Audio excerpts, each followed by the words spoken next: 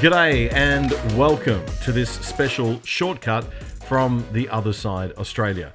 A quick election update for Monday, the 16th of November 2020 from the United States. Just the facts for starters. Looking at the count as it stands right now, it does certainly look like it would be very, very hard for Donald Trump to win this election. He'd need to win 3 states to claim victory: Arizona, Georgia, and Pennsylvania. In Arizona, Joe Biden leads by only 10,500 votes out of 3.3 million, and there's 33,000 left to count. In Georgia, Biden leads by 14,000 votes out of 5 million, with about 50,000 still to count. In Pennsylvania, Biden leads with 68,000 votes out of around 7 million, with only 70,000 left to count. Trump would need to win all 3 states for victory. Biden also won the total popular vote at just over 78.5 million to Trump's just over 73 million. Now, although this raw figure doesn't officially count, it has been used by Biden's supporters to attest to the legitimacy of his right to govern. They've pointed out that this is the highest number of votes ever for a candidate in a presidential election. But this was the highest turnout for an election ever too, with Trump's 73 million votes making him the second highest vote winner in history, well ahead of Barack Obama's 65.9 million back in 2012 and Hillary Clinton's 65.8 million in 2016. Joe Biden and Kamala Harris claimed victory 8 days ago in front of a giant video screen with the word empathy emblazoned across it. Americans will certainly need to find empathy to heal the divide in their nation. They don't have to heal the political divide. Political differences are healthy for a society. That's what pluralism is all about in our democracies. But they do have to heal the humanity divide and learn to respectfully, non-aggressively, and non-violently agree to disagree. So it's time for some empathy for the losers, the 73 million Americans who voted for Donald Trump. Labeling them all right-wing nut jobs and dismissing them didn't work in 2016. And it didn't work in this election either. Republicans have increased their minority in the House of Representatives. They look likely to retain the Senate. And they defied the polls once again. Donald Trump was never supposed to come this close, according to all the polls. So that empathy should start with an end to the impatient calls for Trump to concede. There's a legal process to play out here. If Biden was a mere 10,000 votes behind in a state and 14,000 behind in another, wouldn't Democrats want a recount? Wouldn't you want all legal avenues to be exhausted before your candidate conceded? Add to that the fact that this is an election like no other, in which out of the around 155 million people who voted, 100 million did not vote on election day in person, with 39 million casting early in-person votes and 62 million voting by mail, an unprecedented number. So wouldn't that make you want a careful double-checking even more? So what's the rush, Democrats? What are you afraid of? Your guy has all but won. Relax. Just let the process play out and give Donald Trump a break for once. No politician or human being is all bad. Certainly no politician who garnered the second highest number of votes in your country's history. Now, since in Australia we never get The Other Side on our mainstream news services, it might be a good idea to listen to some smart people from The Other Side in America put their case. Like Fox News commentator Jesse Watters, who had this to say on his show this weekend. Let's try to put this all together.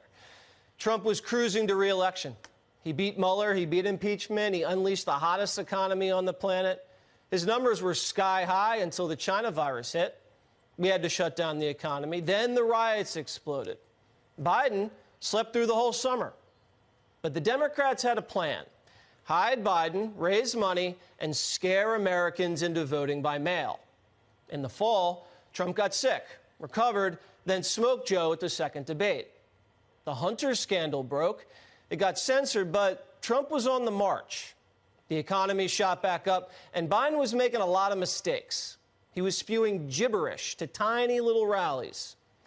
On election night, Trump trounced Joe in Florida and was ahead in nearly every battleground. Then the states stopped counting. And for the next 4 days, Trump lost his lead in slow motion. Boatloads of mail ballots pushed Biden ahead. Now, if you call the race on election night for Biden, I am fine with that. But 4 days later, his lead gets flipped in notoriously dirty Democrat precincts like Philly and Detroit. I'm sorry, but that's hard to swallow. 78-year-old Joe Biden, the guy with no base, no slogan, no crowds, no enthusiasm, no ground game, no charisma, no vision, no ideas, got more votes than Donald Trump. Not only that, he got more votes than Barack Obama and the first female nominee, Hillary Clinton. And Trump does 5 points better with blacks and 7 points better with Hispanics, and he still loses? But the rest of the Republican Party had a great night? Something isn't adding up here. That's Fox News commentator Jesse Watters on his show Watters World this weekend. Even though Trump may not be able to prove anything in court, Watters says the system must be fixed before the next election. The massive volume of mail ballots is too big. There's too many hands on them besides the voter. Most of those hands are in big blue counties, too. The Secretary of State and Attorney General in Pennsylvania, for instance, in charge of executing elections, they're guests on Rachel Maddow's show and say Trump isn't a legitimate president. The Secretary of State in Arizona in charge of elections called Trump a Nazi. And we're supposed to feel comfortable with their vote counts? They think Trump's evil. And that means they'll take him out by any means necessary. Republicans need to get a handle on these mail ballots going forward. Democrats think they struck gold. They'll do mass mail election every time. Republicans don't trust this process. Democrat machines counting for days after Election Day with no transparency, no chain of custody? Absolutely not. We need to know who's president on election night. This can never happen again. All Americans need to have confidence in our elections. This is the first time the country had a mass mail election, and it needs to be sorted out. The Trump campaign has every right to investigate fraud, irregularities, abnormalities, computer and machine glitches, the sworn affidavits, all of it. We're big boys. We can take a loss. But we need to know if it was fair and square. That was Fox News commentator Jesse Watters on his show Watters World. Now, here's a shortcut on what our North American commentator Ray Rudowski and I had to say on this week's episode 12 of The Other Side Australia, uploaded Friday. This is The Other Side with Damien Curry, a new podcast for the quiet Australians. Tell your friends to subscribe on Apple, Spotify, Google, YouTube, and all major podcast platforms. So, America. Given his lead after the vote count switch last week, it was a predictable and sensible move for the Democrats to stamp their legitimacy on the win with a big show and declaration of victory. It makes sense. There is enough of a lead to justify it. What there isn't enough of a lead to justify is Donald Trump conceding. The calls for him to do so are an attempt by the Democrats to play up the narrative that Trump is being a sore loser or will try to stage some kind of coup and refuse to leave the White House. No, it's actually completely appropriate for Donald not to concede yet. Joe needs the legal process to run its course just as much as Trump does, for the sake of his credibility and legitimacy as president for the next 4 years, if he ultimately wins, which seems likely at the moment. At the big event in Delaware on Sunday, we got a taste of what a Joe Biden presidency might look like. And there were some positive signs for classical liberals and conservatives. The centrist messages seem to be making their way into Joe's speech. For all those of you who voted for President Trump, I understand the disappointment tonight. I've lost a couple times myself, but now let's give each other a chance. It's time to put away the harsh rhetoric, lower the temperature, see each other again, listen to each other again. And to make progress, we have to stop treating our opponents as our enemies. They are not our enemies. They are Americans. They are Americans. We will not lead. We will lead not only by the example of our power, but by the power of our example. There was certainly plenty more cheesy cliches where that one came from. And at times it just sounded like Joe was stringing random phrases together. But towards the end of the speech, there were some messages that sounded like the sensible centrist Democratic Party of old, the classical liberalism inherent in traditional American values, rather than the new victim-oriented the world owes me something leftism of the woke generation. Joe began to speak of things like individualism, rising up above life's adversities and what you dealt, and taking personal responsibility. I've always believed we can define America in one word: possibilities. That in America, everyone should be given an opportunity to go as far as their dreams and God-given ability will take them. You see, I believe in the possibilities of this country. We're always looking ahead to an America that's freer and more just, ahead to an America that creates jobs with dignity and respect, ahead of America that cures diseases like cancer and Alzheimer's, ahead to an America that never leaves anyone behind, ahead of America that never gives up, never gives in. Wow.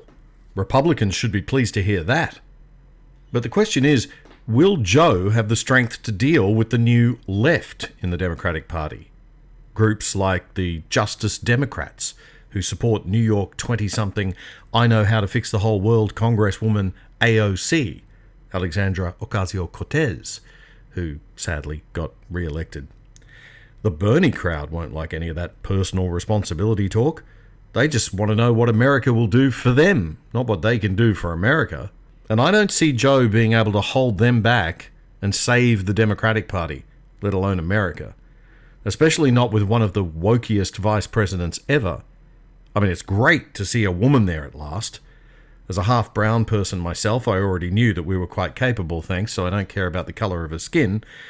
But a female in the White House is long overdue. I just wish it was a conservative female. You chose hope and unity, decency, science, and yes, truth. So you hear that, Republicans? You're not decent or scientific or truthful. You might even be a bit deplorable.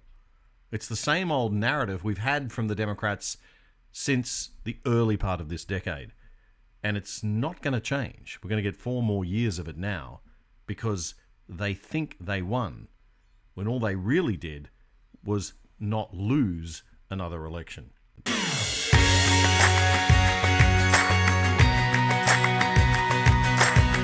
Joining me now is our North America expert, Ray Rudowski. This is the sort of level of lead, though, that would be hard to close at this point in a lot of these states, wouldn't it, Ray? It would be, except that with these various irregularities, one of the big irregularities in a number of these states is the number of dead people on voter rolls who have voted. So that's an allegation of fraud. Otherwise, fraud is very difficult to prove. So the irregularities fall into other categories, like the idea that in Michigan, there was a software glitch in voting machines, which have been used in, I believe, 31 states. So that gives a lot more meat to the possibility of recounts or removing ballots that may be questionable. It's very interesting. If you watch Tucker Carlson's show, he started reading the obituaries of people who died in Nevada, in Georgia, and in Pennsylvania. I thought the way Tucker framed things on Fox News on the his program of the 11th of the 11th was quite good. Let's just have a little listen to Tucker Carlson's a little bit of Tucker Carlson's opening there on this question of dead people voting. Mr. Blaylock was a mailman for 33 years until he passed away in 2006. 14 years later, according to state records, he was still mailing things. James Blaylock cast a ballot in last week's election. How did he do that? Maybe James Blaylock was just one of those extraordinary mail carriers. Neither rain, nor snow, nor gloom of night, nor even death itself could keep him from the mail. In his case, maybe voting from the grave wasn't really fraud, it was just commitment. Okay, but what about Linda Kessler of Nicholson, Georgia? Linda Kessler died in 2003. 17 years later, she was still voting in presidential elections. Edward Swinott of Trenton, Georgia, spent his life working construction and teaching school. And you get the idea. It just goes on. Tucker Carlson there. Ray, I guess the bigger question is, is the number going to be significant enough? If this is fraud going on with these dead people registered voting, is there going to be enough to overturn the sort of 12, 14,000 differentials we're seeing in some of the closer states that are putting Joe Biden in front? We don't know. But what's, I think, important in all of these various lawsuits is to have discovery, right? And that's where both sides can look at what's on the table, what evidence are there, what affidavits from various witnesses. Just get the evidence out and get it looked at. Backing some of these allegations. Now, the bigger story that Tucker brings up is the fact that there doesn't seem to be... And you can catch the rest of Ray and my discussion on The Other Side Australia, episode 12 from last Friday, which is available right here. Just click right there. Yep. And don't forget to click the like and subscribe buttons here on YouTube. And also, if you'd like to subscribe and never miss an episode, you can join us on Apple Podcast or Spotify or any top podcast platform that you like. There's lots more in episode 12 too. We take a look at the spat between the New South Wales and Queensland premiers over the border closure, and we take a look at the ABC's desperate attempt to beat a story out of nothing relating to, goings-on, shall we say, in Canberra. Check that one out, and lots more in The Other Side Australia, episode 12. Take a listen.